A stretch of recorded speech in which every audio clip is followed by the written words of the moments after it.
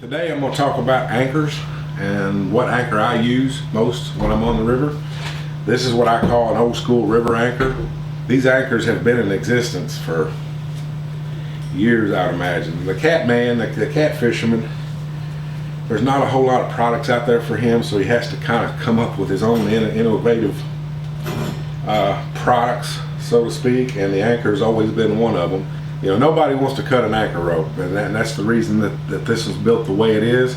We've got two features on it that allows you to get your anchor back 95% of the time.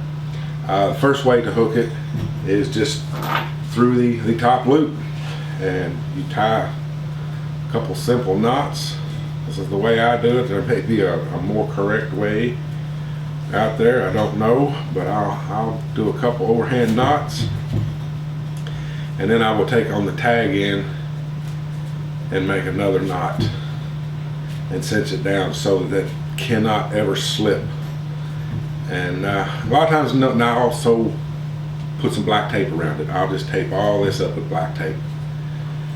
You can put a chain here if you wanted to. You can run a chain from say here up to here and tie onto this if you like. And what you're going to do when you get stuck, you pull, and the force of the motor, not the force of the current, but the force of the motor will pull and bend this tine out of it. You'll get your anchor back, you'll come back and bend it back. You'll just simply push it down and you can bend it back any which way you want, so it'll grab again. Here's another feature on the Monster anchor, is this eyelet down here on the bottom. Now what you do with it is have a split link, a 2-foot piece of chain.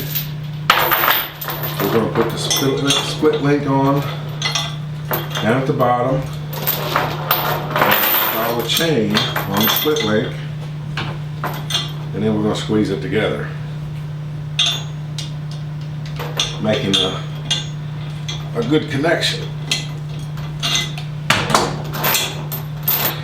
This is a different way to do this. Now that you've got your chain attached to the bottom portion of this, we'll use a split tie. Your split tie will be attached up at the top here.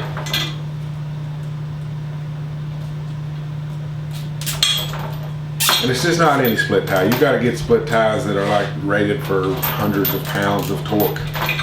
And sometimes you may have to use a couple of them. But the idea behind this one is when you throw it and it snags, you throw it into the deep and it snags on something. If you cannot retrieve your anchor just by pulling it straight out, and you'll see in my description, you'll move the boat backwards, and the force of this chain as you're coming back will actually break under the force of your boat, like that,